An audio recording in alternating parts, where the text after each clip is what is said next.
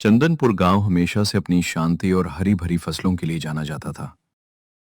मोहन रोज की तरह अपने खेतों से काम खत्म करके लौटा ही था, लेकिन आज की शाम हर दिन जैसी बिल्कुल नहीं थी।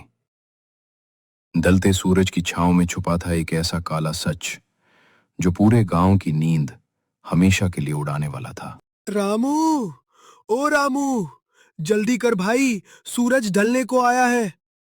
ये गायें आज इतनी बेचैन क्यों हो रही हैं? दोपहर से ही न कुछ खा रही हैं, न आराम से बैठ रही हैं। अरे भैया, मैं तो कब से इन्हें खूंटे से बांधने की कोशिश कर रहा हूँ, लेकिन देखो तो सही, श्यामा गाय कैसे अपनी रस्सी छुड़ाने के लिए छटपटा रही है। इसकी आंखों में ऐसा खौफ है जैसे सामने कोई खूंखार जानवर देख लिया हो।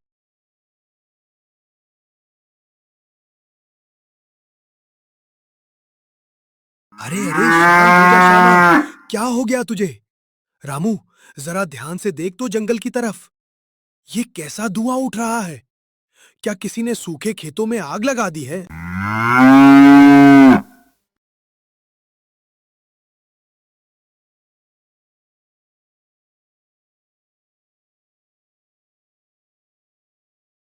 धुआं? नहीं भैया, ये धुआं नहीं है। आग होती तो लाल लपटें दिखती। ये तो एक अजीब सा घना कोहरा है। पर इतनी गर्मी के मौसम में शाम के वक्त ऐसा बर्फीला कोहरा, ये तो मुमकिन ही नहीं है। रामू, सिर्फ खेतों में नहीं, ध्यान से देख। पूरे गांव की बत्तियां एक एक करके बुझती जा रही हैं। सरमपत जी की हवेली की बड़ी लाल लालटेन भी अचानक बुझ गई। ऐसा लग रहा है जैसे वो धुंध रोशनी को ही निगल रही हो। भैया, मुझे बहुत डर लग रहा है। हवा में एक अजीब सी बदबू आने लगी है, जैसे बहुत पुरानी सड़ी हुई पत्तियां और गीली शमशान की राख हो। क्या हमें घर के अंदर भागकर साकल नहीं चढ़ा लेनी चाहिए? कोहरा कोई आम धुंध नहीं थी, वो हवा में जहर की तरह फैल रहा था, जिसमें ना तो कोई नमी थी और ना ही कोई गंध। बस एक हड्डियों को कंपा देने वाला भयावह सन्नाटा था जो हर आवाज को निगलता जा रहा था। मोहन, रामू, अंदर भागो, दरवाजे बंद कर लो, जल्दी करो मूर्खो। रमेश काका, आप इस तरह बदहवास होकर क्यों भाग रहे हैं? आपकी सांस क्यों फूल रही है? और ये बाहर क्या अजीब माहौल बन गया है? पूछने का वक्त नहीं है मोहन। क्या तुमने वो सन्नाटा नहीं महसूस किया? वही साया, वो साया फिर से लौट आया है। आज से ठीक 50 साल पहले जब ऐसा ही कोहरा आया था, तो गांव का पूरा एक कुनबा रातों रात गायब हो गया था। काका, आप भी क्या बचपन की डरावनी कहानियों को लेकर बैठ गए? ये तो बस मौसम की बदली है। थोड़ा सा घना कोहरा ही तो है, इसमें इतना डरने की क्या बात है? बेवकूफ लड़के, मौसम की बदली हवा के साथ बहती है, लेकिन ये कोहरा हवा के खिलाफ हमारी तरफ रेंग रहा है। गौर से देख बाहर। क्या तुझे उस धुंध के अंदर कुछ अजीब सी रोशनी दिखाई नहीं दे रही? सुनो मेरी बात ध्यान से। 50 साल पहले जब ये कोहरा आया था, मेरी उम्र तब मुश्किल से 10 साल थी। उस रात मेरे दादाजी खेत में पानी देने गए थे। जब कोहरा छाया तो पूरे गांव की आवाजें बंद हो गईं। अगले दिन सुबह जब सूरज उगा तो खेत में सिर्फ दादाजी के जूते मिले थे। दादाजी कभी वापस नहीं लौटे। काका, आपने कभी ये बात पहले क्यों नहीं बताई?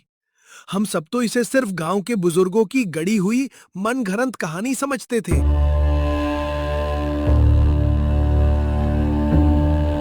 हे भगवान, काका सही कह रहे हैं रामू। उस घने कोहरे के बीच में दो धधकती हुई लाल आंखें चमक रही हैं। वो कोई इंसान या जानवर नहीं है, वो कुछ और ही शैतानी चीज है। कोहरे को अपनी ओर बढ़ता देख मोहन, रामू और रमेश काका जल्दी से घर के अंदर आ गए। दरवाजा बंद होते ही तीनों कुछ पल तक एक दूसरे का चेहरा देखते रहे। उनके दिलों में एक अजीब सी बेचैनी घर कर चुकी थी। बाहर पसरा सन्नाटा और खिड़की के पार धीरे धीरे घना होता कोहरा उनके डर को और बढ़ा रहा था। आखिरकार तीनों बिना कुछ बोले चुपचाप कमरे में बैठ गए, जैसे किसी अनहोनी के इंतजार में हों। भैया, गायें शांत क्यों हो गई? अचानक सब सन्नाटा क्यों छा गया? श्यामा, श्यामा की आवाज क्यों बंद हो गई? भैया, श्यामा गाय का रंभाना रुक गया है। खूंटे के पास बिल्कुल सन्नाटा है। न रस्सी खींचने की आवाज आ रही है, न पैर पटकने की। क्या क्या वो चीज हमारी गायों को ले गई? हिल्ला मत रामू। काका, क्या आपके पास वो गंगा जल है? मुझे लगता है वो चीज हमारे घर के आंगन के अंदर कदम रख चुकी। मैं अब और चुपचाप नहीं बैठ सकता। मेरी मेहनत की कमाई, मेरी गायें, मैं उस साए को अपने आंगन में तांडव नहीं करने दूंगा। मैं बाहर जाकर देखता हूं। बेवकूफ मत बनो मोहन। जो शक्ति रोशनी को निगल सकती है, क्या तेरी ये लोहे की कुल्हाड़ी उसका सामना कर पाएगी? जो भी उस कोहरे के संपर्क में आता है, उसकी आवाज और उसकी रूह हमेशा के लिए छीन ली जाती है। भैया, मत जाओ बाहर। देखो, दरवाजे की नीचे वाली दरार से वो सफेद धुआं घर के अंदर घुस रहा है। हमारी चौखट तक पहुंच गया है वो। कमरे के अंदर का तापमान शून्य से नीचे जाने लगा था। कोने में जलता हुआ मिट्टी का दिया टिमटिमाने लगा और मिट्टी की दीवारों पर काली परछाइयां किसी दैत्य की तरह नाचने लगीं। सन्नाटा इतना खौफनाक था कि दिल की धड़कनें कानों में हथौड़े की तरह बज रही थीं। काका, अगर हम डरकर अंदर बैठे रहे तो ये धुआं हमें यही घोंटकर मार डालेगा। रामू, दिया जलाए रख। भैया, वो बाहर से केवल दरवाजा नहीं ठोक रहा। सुनिए ध्यान से। वो धुंध के पार से हम सबका नाम पुकार रहा है। मोहन, रमेश, दरवाजा खोलो। बाहर बहुत ठंड है। हमें अंदर आने दो। नहीं, ये मेरे भाई रामदीन की आवाज है, जो 50 साल पहले इस कोहरे में खो गया था। उसकी आत्मा उस कोहरे की गुलाम बन चुकी है। काका, रामू, कोई अपनी जगह से हिलना मत। इस अंधेरे में बाहर निकलोगे तो वो खौफनाक साया तुम्हें जिंदा निगल जाएगा। मेरी बात सुनो, रुको। मुझे यहां नहीं मरना। मैं इस घर से बाहर निकल रहा हूं। मैं दरवाजा खोलकर भाग रहा हूं। बचाओ, कोई मुझे इस राक्षस से बचाओ। रुक रामू, मेरे भाई, रुक जा। बाहर मत जाना, वरना हम सब मारे जाएंगे। जैसे ही रामू घबराकर घर से बाहर निकला और कुछ कदम आगे बढ़ा, घने कोहरे ने उसे चारों तरफ से अपने आगोश में ले लिया। मोहन और रमेश काका उसकी आवाज सुनने की कोशिश ही कर रहे थे कि अचानक रामू की चीख के बाद सब कुछ शांत हो गया। देखते ही देखते रामू उस घने कोहरे में गायब हो चुका था। रामू, रामू कहाँ गया? काका, मेरा भाई कहाँ चला गया? अभी तो यहीं था। हमें उसे ढूंढना होगा। तभी घने कोहरे के भीतर से एक अमानवीय गूंजती हुई आवाज सुनाई दी। जो भी अपने घर की चौखट पार करके इस जंगल में कदम रखता है, वो इस जंगल का भोग बन जाता है। मोहन, घुटनों के बल बैठ जाओ और अपनी जान की भीख मांगो, वरना अगला नंबर तुम्हारा है। तुम जो कोई भी बुरी आत्मा या शैतान हो, सामने आओ। मेरे भाई को कहाँ ले गए तुम? मैं तुम्हारे इस ढोंग और डर से पीछे हटने वाला नहीं हूँ। मोहन के इतना कहते ही अचानक घना कोहरा चारों तरफ फैल गया और देखते ही देखते रमेश काका भी रहस्यमय तरीके से गायब हो गए। रमेश काका और रामू को ढूंढने के लिए मोहन अपने हाथ में जलती हुई मशाल लेकर धीरे धीरे उस काल जंगल की ओर बढ़ने लगा। ये वही काल जंगल है जहां बचपन से हमें आने से मना किया जाता था। हवा इतनी बर्फीली है जैसे जिस्म के अंदर बहते खून को भी जमा दे।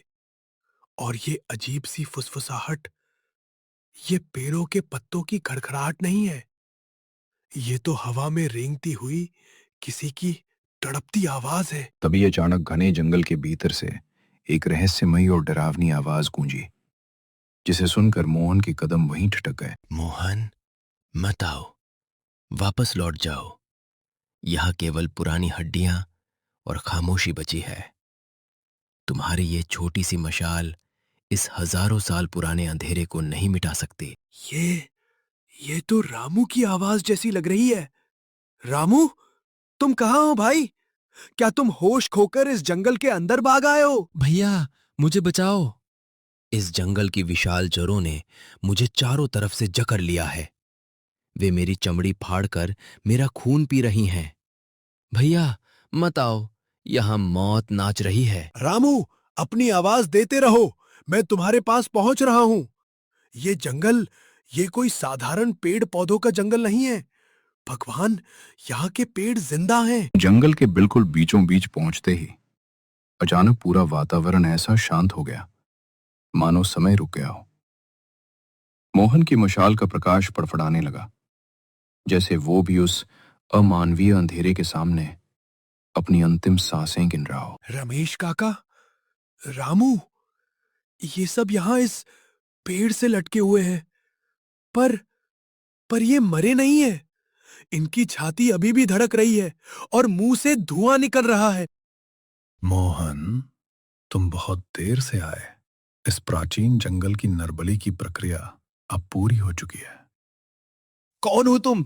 ये सब क्यों कर रहे हो? सामने आओ। तभी घने कोहरे के बीच से एक रहस्यमयी आदमी धीरे धीरे मोहन के सामने आकर खड़ा हो जाता है। उसके चेहरे पर गहरी उदासी और आंखों में अजीब सी चमक होती है। मैं इस गांव की बर्बादी का वो खौफनाक सच हूं जिसे तुम्हारे काका और पूर्वजों ने जमीन के नीचे दफन करने की कोशिश की थी। बताओ मुझे, तुम इस बेकसूर गांव वालों को क्यों तरपा रहे हो? बेकसूर? कोई बेकसूर नहीं है यहाँ। 100 साल पहले तुम्हारे ही काका के परदादा ने इस जंगल में एक बेगुनाह की बलि दी थी। बलि? नहीं, ये झूठ है। मेरे काका और हमारे बुजुर्ग ऐसा नीच काम कभी नहीं कर सकते। सच्चाई कड़वी होती है मोहन। उसी छल और हत्या का नतीजा है ये श्राप। जब तक इस जंगल को इंसान का खून नहीं मिलता, ये आग भी तुम्हें नहीं बचा पाएगी। अगर ये सच है, तो इस श्राप को खत्म करने का रास्ता क्या है? मुझे बताओ। इसका कोई रास्ता नहीं है। जो पाप किया गया था, उसका अंत केवल विनाश है। ठहरो दुष्टात्मा, इस मासूम का खून बहाने से पहले तुम्हें मेरा सामना करना होगा। जैसे ही तांत्रिक बाबा ने अपना त्रिशूल उस शैतान पर प्रहार किया, वो दर्द से भयानक चीखने लगा। अगले ही पल उसका शरीर धुएं में बदल गया और देखते ही देखते वो गायब होकर जंगल के बीच बने पुराने कुएं में समा गया। मोहन, ये श्राप अभी पूरी तरह खत्म नहीं हुआ है। मैंने सिर्फ उसकी शक्ति को कमजोर किया है। वो फिर लौटेगा, और जब वो लौटेगा तो पहले से भी ज्यादा ताकतवर होगा।